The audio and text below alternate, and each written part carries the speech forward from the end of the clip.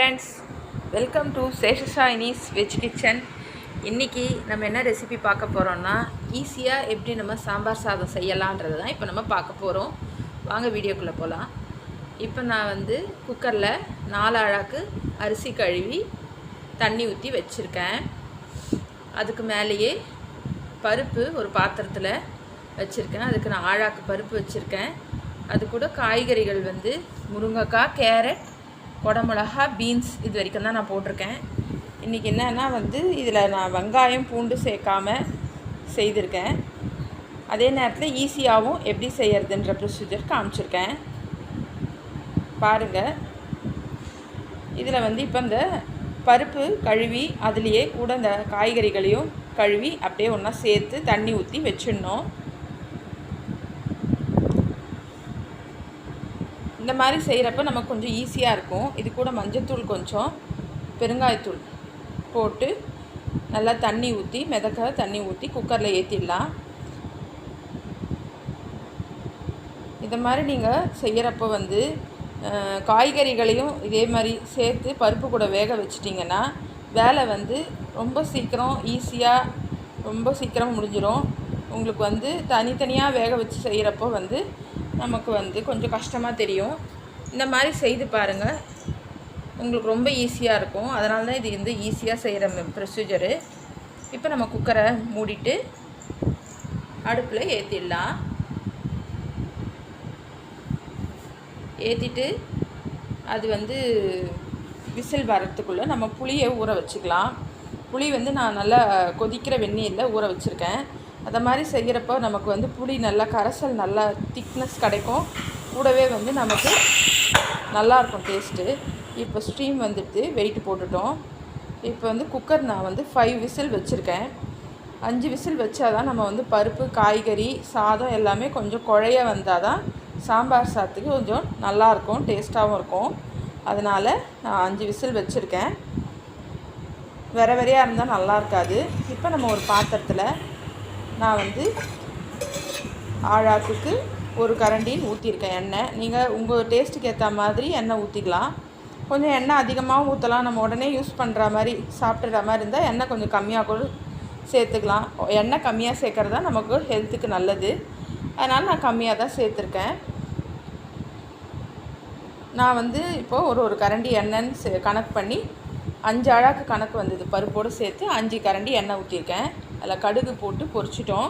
பொரிஞ்சதும் இதில் கொஞ்சம் வந்து சோம்பு, சீரகம், காஞ்ச மிளகாய் 4, கொஞ்சம் கருவேப்பிலை எல்லாம் எடுத்து வச்சுருக்கேன். இப்போ கடுகு வெடித்ததும் இப்போ நம்ம வந்து இதில் கொஞ்சம் சோம்பை சேர்த்துக்கலாம். ஃபஸ்ட்டு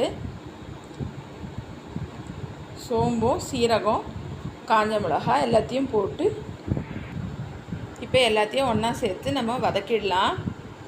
வதங்கினதும் நம்ம கொஞ்சம் கருவேப்பிலை போட்டுருவோம். இந்த சோம்பும் சீரகமும் சேர்க்குறப்போ கொஞ்சம் வாசனை அரோமா வந்து நல்லாயிருக்கும். அதனால் நான் சேர்த்துருக்கேன். உங்களுக்கு அந்த அரோமா பிடிக்குன்னா சேர்த்துக்கோங்க, பிடிக்காதுன்னா விட்டுடுங்க. இப்போ கருவேப்பிலை போட்டு நல்லா வதக்கிட்டோம். வதங்கினதும் இதில் நம்ம புளி கரைசலை கரைச்சி விட்டோன்னா வந்து கொதிச்சிடும்.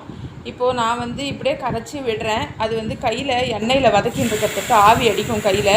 அது கொஞ்சம் சிரமமாக இருக்கும்னா நீங்கள் ஒரு தனி பாத்திரத்தில் புளி கரைசலை கரைச்சி எடுத்து அதை நீங்கள் அதில் விட்டுக்கோங்க. நான் வந்து அவசரமாக ஈஸியாக செய்யணுன்றதுக்காக இந்த மாதிரி அப்படியே செய்துட்டேன். நீங்கள் வந்து கொஞ்சம் டைம் இருக்குதுன்னா நீங்கள் தனியாக ஒரு பாத்திரத்தில் அதை வந்து கரைச்சி பிழிஞ்சு எடுத்துகிட்டு அதுக்கப்புறம் அந்த சாரை மட்டும் நீங்கள் இந்த இதில் ஊற்றிக்கலாம் எண்ணெயோட சேர்த்து. இப்போ புளி கரைசல் கரைச்சிட்டு அதுக்கு தேவையான அளவு தண்ணி ஊற்றிக்கிட்டோம். இப்போ இதில் நம்ம வந்து மிளகாய்த்தூள் போடணும். ஃபஸ்ட்டு மிளகாய்த்தூள் போட்டுட்டு கல்லுப்பு போடணும். இப்போ மிளகாய்த்தூள் போட்டுட்டோம். நான் வந்து இன்றைக்கி 2.5 ஸ்பூன் மிளகாய்த்தூள் போட்டிருக்கேன். நீங்கள் உங்கள் காரத்துக்கு ஏற்ற போல் நீங்கள் வந்து மிளகாய்த்தூள் கூட குறைச்சலாக போட்டுக்கலாம். இப்போ நான் கல்லுப்பு போட்டுக்கிறேன். கல்லுப்பு போட்டுட்டு இப்போ நம்ம நல்லா கலந்து விட்டுடுவோம். இந்த மாதிரி செய்கிறப்போ அட் அ டைம் ரெண்டுமே ஒன்றா வச்சிடுறோம் நம்ம. அப்போ உங்களுக்கு ரொம்ப ஈஸியாக சீக்கிரமாக முடிஞ்சிடும். அதனால தான் இந்த மாதிரியான ப்ரொசீஜரு இப்போ செய்து காட்டுறேன்.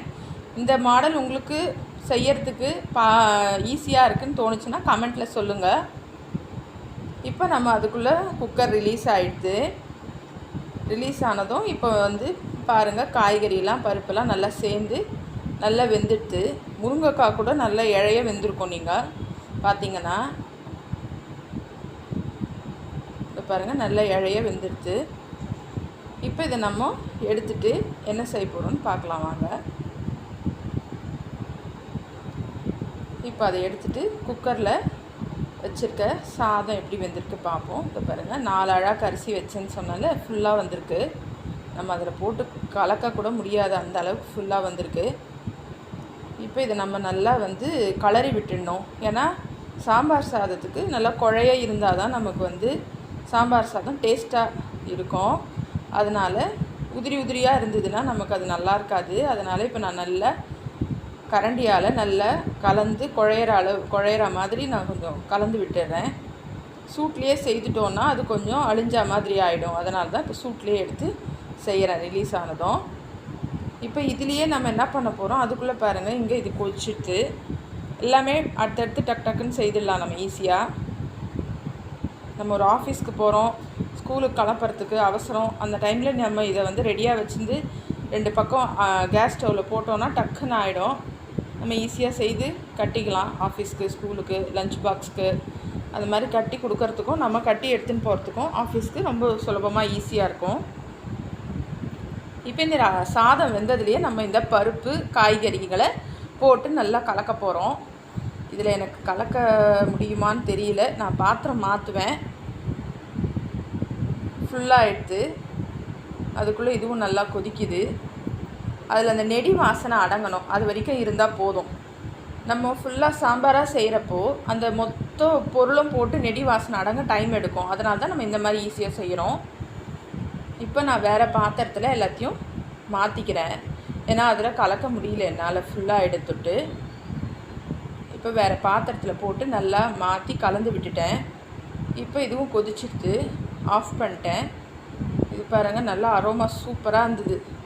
சூப்பர் ஸ்மெல், நல்லா எவ்வளோ சூப்பராக இருக்குது பாருங்கள் பார்க்கும்போதே.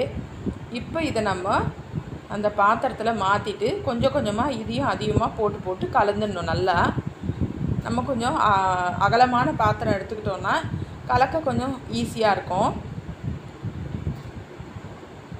இப்போ அந்த மாதிரி கொஞ்சம் சாப்பாடு செய்தோம்ல, அதுவும் இந்த புளி கரைசல், உப்பு காரம்லாம் போட்டு செய்து வச்சோம்ல குழம்பு, அதையும் ஊற்றி நல்லா கலந்து இப்போ இந்த மாதிரி கலந்துட்டோம். இல்லை மேலே கொஞ்சம் நெய் விட்டு